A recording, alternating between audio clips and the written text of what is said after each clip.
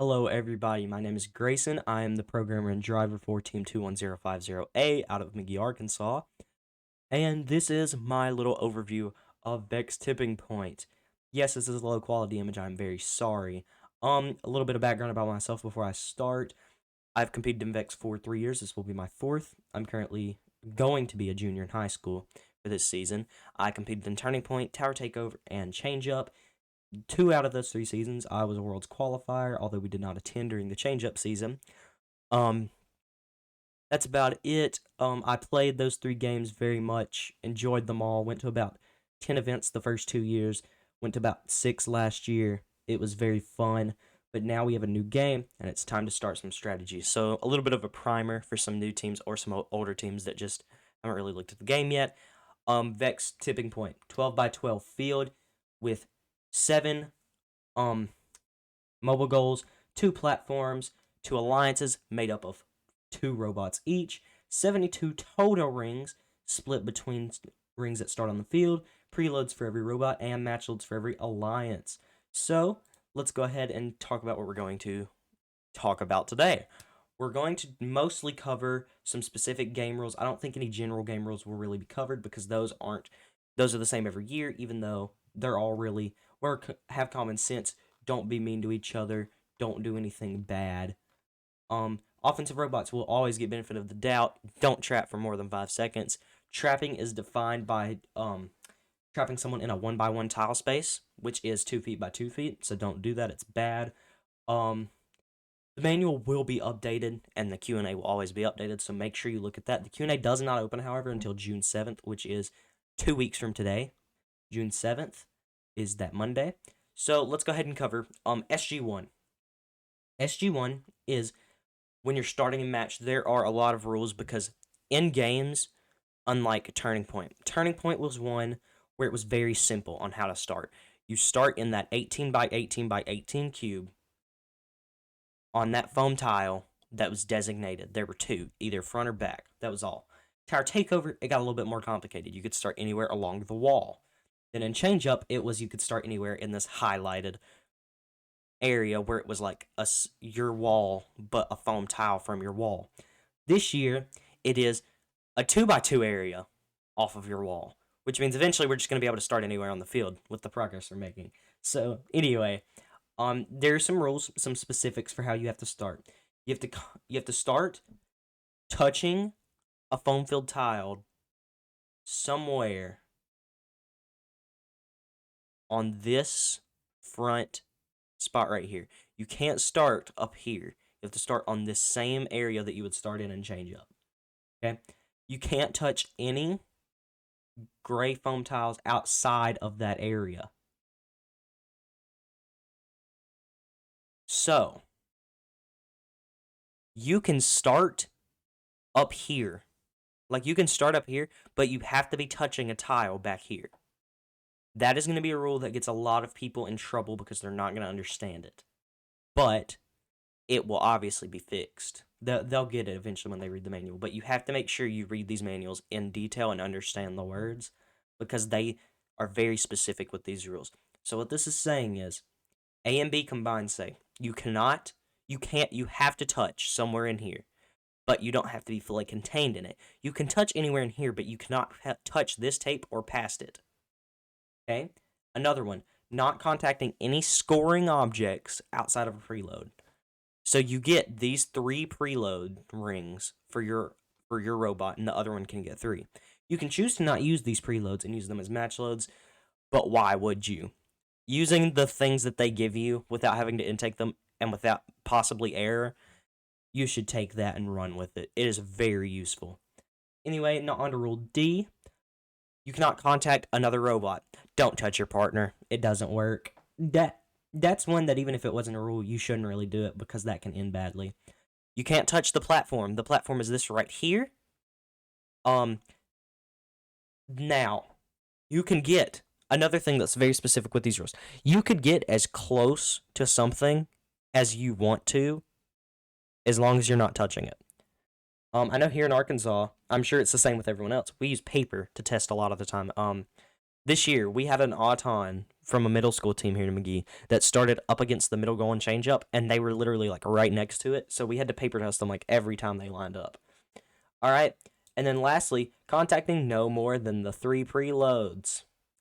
So, your preloads must be touching your robot inside the field, not touching another robot. Another rule with preloads, they cannot be in a position that would be considered scored if your robot just disappeared. So if it's like right above this branch on a mobile goal, you can't do that. And then finally, if you don't, like I said earlier, if you don't want to use your preloads, match load rings, they can just be distributed into the match loads. But again, please use your preload rings. All right, rule SG2. This one has to do with your robot sizing. At the beginning of the match, your robot has to start at 18 by 18 by 18. That little 18-inch cube. Always. All right. Now, your robot may expand as high as it wants to. It can expand however tall it wants to. It could be 12 feet tall and no one would care, although that would be extremely hard to get an 18 by 18 by 18. What it can't do, unlike the past 2 games, it cannot go horizontally past 36 inches at any point. If you do that, you will be warned unless it's match affecting. So basically what this is doing is this is preventing a wallbot strategy that has been, I wouldn't say dominant, but present in the past 2 games. Wallbots, very overpowered, very good, but alas, they have now been nerfed. SG3, platforms will be safe during the end game. So in every Vex match, if you've been in it or if you haven't, at the 32nd point in driver control, a buzzer will go off. This buzzer indicates end game. So in this case, end game actually has a precedent. When end game happens, you cannot touch the opposing team's platform. If you touch the platform, it is a disqualification. Does not matter if it was match affecting or not. It is a disqualification, especially if it interferes with gameplay. They will disqualify you in an instant. All right? A new thing to Vex games, rule SG5. This line right here, in Autonomous, you can go past it, but you cannot go past this line, assuming you're red, vice versa. This little area right here is called the neutral zone. This is something that a lot of people have been wishing for the past couple of years since the Autonomous line was introduced in Turning Point. This is a zone where anyone can go in Autonomous, but you risk hitting each other or messing up your own Autonomous. So it is a risky thing. Basically, all the rule for this says is if you go in here and you get hit and it makes you go across this line, you will not be DQ'd because you cannot be forced into a disqualification. That's not how it works. But it can't be intentional. All right? Rule SG6. Rings on the Alliance mobile goal are safe. If you are red, we're going to assume you're red for this scenario. You put rings on your goal right here. One of your Alliance goals. Someone goes over there, flips the goal over, descores all the rings. You can't do that. That is illegal. If it's match affecting, they'll be DQ'd. If it's not, they won't. They'll just receive a warning. That is a very common thing with a lot of Vex rules. If something happens and it's not match affecting, a majority of the time they won't be DQ'd unless it's like this big rule that has like this big consequence to it. All right. So rule SG7, hoarding is limited. All right, hoarding. This has been a very big question for the past 2 days since this game was released. Hoarding does not mean holding 2 mobile goals. Hoarding is defined as sticking a mobile goal, a neutral mobile goal, or an Alliance mobile goal for that matter, in your corner. So if you put it in your corner, and then you try to put another one in there, you can't do that. Do not do that. Other than that, you can hold as many mobile goals as you would like, but you must be intending to score them. All right. Now, next up, rule SG8, which I do believe there's only 9 or 10. Yeah, there's 10. Match loads. How match loads work. You must place them in this area, the 1 tile area in front of your wall, your Alliance wall that you are on, gently. They can't be scored when you put them down. Like, you cannot place them down on a mobile goal. It's illegal. Don't do it. They cannot be placed on a robot, like, as soon as you put it down, but they can pick it up when it touches the ground. They must be gently placed. They can be, this is new, they can be introduced in autonomous or driver control. Now be careful with this. Okay? Be extremely careful. It is a rule that drivers, team members, are not supposed to go over the wall and, like, touch the field. But of course, when you're putting match load rings down, you have to. So they give you a little brief deal, but they tell you make sure you're being safe. Do not get yourself hurt. But they do say if you touch a robot, it could be a violation on your part. So do not touch a robot if you can avoid it. I'm sure if someone were to hit you with their robot on purpose, don't do that. Please don't do that. That could hurt somebody.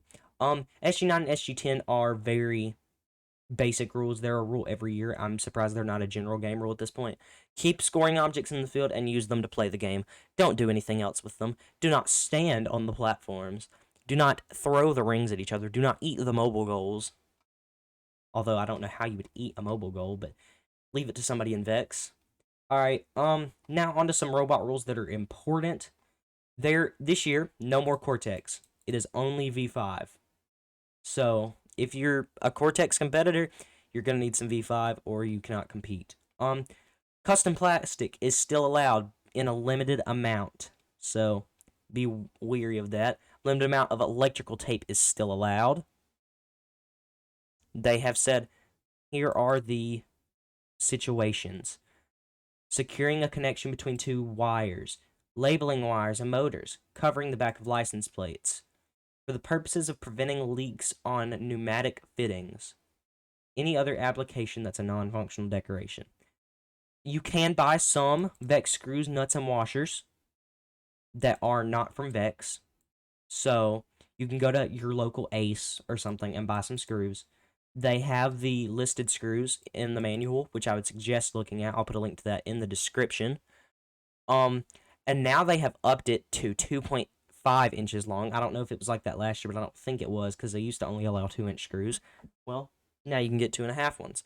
You can have decorations, but they can't be functional. They can't be Vex Electronics or anything else. Again, you're gonna have to really look at that one.